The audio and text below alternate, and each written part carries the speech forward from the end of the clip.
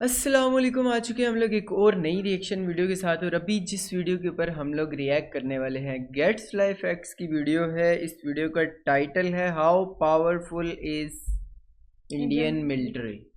मतलब Indian military कितनी powerful है। आर्मी मिलिट्री मतलब थंबनेल से तो तीनों जो मिलिट्री होती है लाइक एयरफोर्स और नेवी और दूसरी आर्मी जो ग्राउंड पे लड़ती है।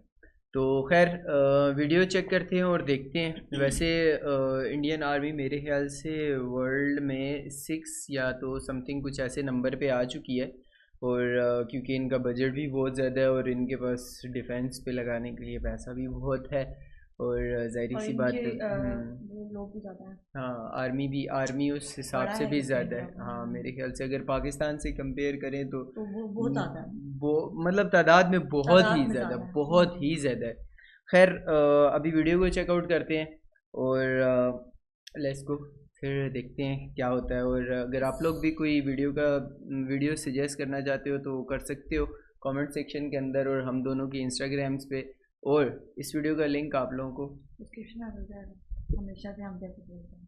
हमेशा से बोलते हैं लेकिन होता भी है। पता भी तो है। आप लोग चेकआउट कर सकते हो वीडियो को डायरेक्टली। तो लेट्स गो वीडियो को स्टार्ट करते हैं बिना किसी के। 10 minute and Indian armed force का पूरा हिस्ट्री। क्या आप इस मिशन के लिए तैयार हो? क्या आप जानना चाहते हो हम कहां से कहां आप पहुंचे? We are ready. So how's the josh? जोश तो हाई है बट इस जोश की शुरुआत कहां से हुई थी? वेल, इस जोश की शुरुआत तब से हुई थी जब वो जोश नॉट सो जोशीला था, क्योंकि ईस्ट इंडिया कंपनी ने भारत को खोखला किया और अपने मतलब के लिए उन्होंने भर्ती की भारतीय सेना की, जो सेना कम और वॉचमैन ज्यादा थी। नहीं, ईस्ट इंडिया कंपनी मतलब ये जो अंग्रेज थे ना उन्होंने इनको मतलब पहले एक आर्मी उन्होंने बनाई हुई थी। लेकिन जो इंडियन लोग लाइक पाकिस्तानी लोग भी पहले इंडिया में ही थे तो वो सारे के सारे उनमें मिक्स थे। क्योंकि सेना ना सिपाहीज की गिनती कम थी तो उनको वो इज्जत भी नहीं दी गई थी। पर वो कहते हैं ना, वक्त कभी एक सा नहीं होता। सो 120 साल बाद सिपाहीज की गिनती 2 लाख नंबरों से बढ़ गई और उन्हीं सिपाहीज के सहारे ईस्ट इंडिया कंपनी ने पूरे इंडिया को कॉन्कर कर लिया। जहां अंग्रेज तो खुश थे बट सिपाहीज का दुख अभी खत्म नहीं हुआ था, जिसकी 4 वजहें थी। बुरी ट्रीटमेंट, नो प्रमोशन यानी कि नो तनख्वाह न बढ़ावा, प्लस लगातार वॉर्स एंड वार्स यानी कि जान का बड़ा खतरा। और सारी हदें तब पार हो गई जब अंग्रेजों ने बीफ एंड पोक यानी कि एनिमल फैट ग्रीस कार्ट्रिजेस बनाना और इस्तेमाल करना शुरू कर दिया। इसके इस्तेमाल के चलते सीपॉइज के रिलीजियस सेंटिमेंट्स हर्ट हुए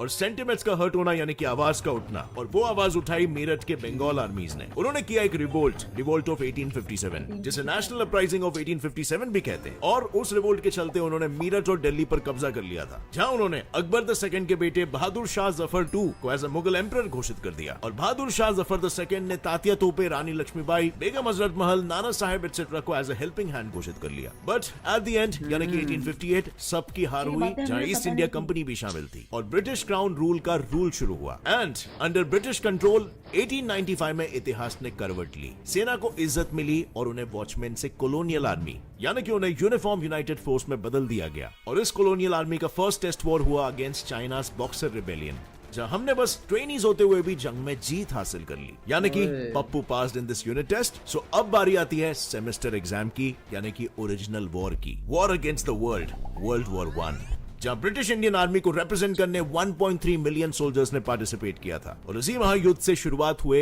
2 नए ब्रांचेस की, royal Indian air force 1932 and royal Indian navy 1934, जो कि इनके इतिहास का वो पहला कदम था जो आगे चल के Indian air force and Indian navy में बदलने वाले थे। बट वेट, इस वॉर में ना किसी की हार हुई और ना ही किसी की जीत हुई, और कुछ वैसा ही हुआ था वर्ल्ड वॉर 2 में भी। वर्ल्ड वॉर 1 के बारे में पढ़ा है कुछ, ये सुना है? मतलब बहुत सारे लोग 2.7 मिलियन से भी ज्यादा सोल्जर्स लड़े, 87,000 की जाने गई और 34,354 घायल हुए और 67,340 प्रिजनर्स ऑफ वॉर बन गए, यानी कि नुकसान ही नुकसान किसी दूसरे देश के कॉलोनियल पावर की सर्विस में। बट इससे इंडियन सोल्जर्स को वॉर एक्सपीरियंस मिला और दुनिया भर में फर्स्ट टाइम रिकॉग्निशन भी मिला, क्योंकि यहाँ पर मिले 4000 इंडियन सोल्जर्स को मिलिट्री अवार्ड्स, 18 सोल्जर्स को मिले Victoria cross, plus KM Cariappa जो ब्रिटिश इंडियन आर्मी में सीनियर इंडियन ऑफिसर थे, वो ही आगे चल के फर्स्ट कमांडर इन चीफ बने। और उन्होंने ही पोस्ट इंडिपेंडेंस के बाद अपने वर्ल्ड वॉर 2 के एक्सपीरियंस को यूज कर 3 अटैक्स लॉन्च किए, operation keeper, easy and bison, जिससे हमने कैप्चर किया नौशेरा, झंगर, पूंछ जोजिला, नौशहरा द्रास हमारा एंड यस कारगिल। नौशहरा हमारा प्लस भी हमें ब्रिटिश पाकिस्तानी इंडियन है, आर्मी के अभी टेम्पररी confirm मेजर नहीं है ना। सैम मैनेक ये शॉ के news time वर्ल्ड वॉर पे 2 पता के है। एक्सपीरियंसेस भी पोस्ट इंडिपेंडेंस काम आए। अब जो कि वो पहले से ही एक्सपीरियंस थे, तो उन्होंने दूसरों को एक्सपीरियंसेस शेयर किया, यानी कि दूसरों को ट्रेन करना शुरू किया। And on 9 April 1954 he was appointed as the director of military training at army headquarters. ये क्या है? Missing? What are we missing? Oh, post-partition. Damn, we missed the story of partition. In 1947 जब देश का हुआ था बंटवारा, तो ब्रिटिश इंडियन आर्मी के भी हुए थे बंटवारे। इंडिया को मिला 2/3 मिलिट्री रिसोर्स और पाकिस्तान को मिला 1/3 मिलिट्री रिसोर्स। और इसी अनइक्वल बंटवारे ने कर दिया फ्यूचर को धुएं और गोलियों से ब्लर्ड, क्योंकि शुरू होते हैं यहाँ से वॉर्स फिर and wars, wars, which were very फिर लगातार। से। अक्टूबर 1947 को पाकिस्तानी ट्राइबल्स कश्मीर में घुस गए। उनकी बदौलत हमने माउंटेनियस रीजन्स पर वॉरफेयर करना सीखा, प्लस कैसे मिलिट्री कैपेबिलिटीज और रिसोर्सेज के हिसाब से ऑपरेशन को कंडक्ट करना है वो भी सीखा। और इसी सीख से हमारी जीत हुई। जीत का एक और एग्जाम्पल लेते हैं, हमारे first field marshal Sam Manekshaw, जिनसे 1971 इंडो पाक वॉर में इंदिरा गांधी ने हर एक पाकिस्तान के मूवमेंट पर सलाह मांगी थी। इनसे इंटरव्यू में जब पूछा गया कि पार्टीशन के वक्त अगर आपका नाम पाकिस्तान को मिले आर्मी सेगमेंट में आता तो क्या होता? वेल, उनका जवाब था ये वॉर पाकिस्तान जीतता। जस्ट सी एक्सपीरियंस और कॉन्फिडेंस कितना मैटर करता है। और ये सुन के मुझे एक बहुत ही पावरफुल कोट याद आ रहा है, दूसरों की गलतियों और एक्सपीरियंस से सीखो, आपके पास उतना वक्त नहीं है कि आप गलतियां करते बैठो। ये कोट था बाय एलेनोर रूजवेल्ट। बड़े बड़े व्यक्ति जैसे Bhimrao Ramji Ambedkar, Atal Bihari Vajpayee, doctor APJ Abdul Kalam, Nikola Tesla और स्वामी विवेकानंद, इन्होंने अपनी जिंदगी में काफी बड़े बड़े काम किए और गलतियां भी की है। आप उनके एक्सपीरियंसेस से अपने लाइफ के प्रॉब्लम्स को कैसे सॉल्व करना है ये सीख सकते हो यूजिंग। और अब हम बढ़ते हैं इन एक्सपीरियंसेस से आगे, क्योंकि एक्सपीरियंस के बावजूद एक वॉर ऐसा भी था जहां पर हमारी पहली बार हार हुई थी, और उसी पहली हार ने हमें बहुत बड़ी सीख सिखाई। वो वॉर था 1962 का इंडो चाइना वॉर। जब हमने चाइना को अंडर एस्टिमेट किया था, तो क्या लगता है क्या होगा?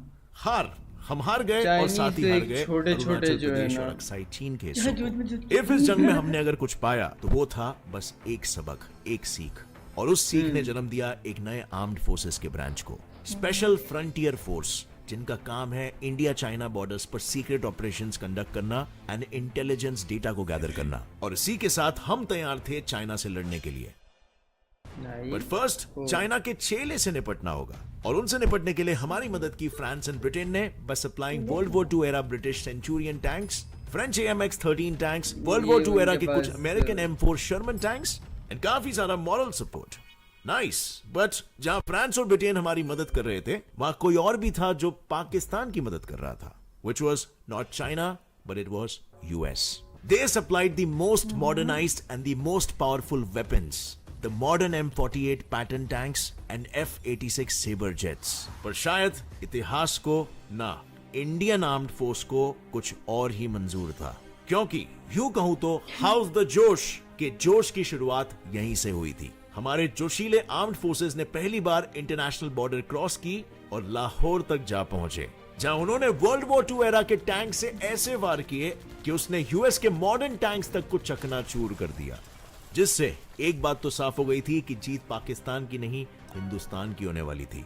बट फिर जंग में आया एक नया ट्विस्ट। यूएस एंड यूएसएसआर के ग्लोबल प्रेशर की वजह से पाकिस्तान एंड इंडिया को जंग रोकनी पड़ी। जंग रोकना यानी कि नेगोशिएटिंग टेबल पर बैठना, और उस टेबल पर हमने ताशकेंट एग्रीमेंट साइन किया। वॉर के बाद 2 नए मिलिट्री और इंटेलिजेंस यूनिट शामिल हुए। Number 1 counter terrorism, counter insurgency, special reconnaissance और होस्टेज रेस्क्यू के लिए फोर्स में आई पैरा स्पेशल फोर्सेज। नंबर 2 साथ ही फोर्स में आया इंडिया का पहला फॉरेन इंटेलिजेंस सर्विस, यानी कि इंडिया का CIA, यानी कि research and analysis wing, raw, जिसका सिर्फ नाम ही काफी है, क्योंकि वो क्या करती है ये आप सभी को पता है। जहां हम अपनी पहचान बना रहे थे, वहीं कोई और अपनी पहचान खो रहा था। इट वॉज ईस्ट पाकिस्तान, जिन्हें चाहिए थी आजादी। आजादी के लिए शुरू हुआ जंग ने बिठाया डर, और डर को चाहिए था सहारा, और उनका वो सहारा बना हिंदुस्तान।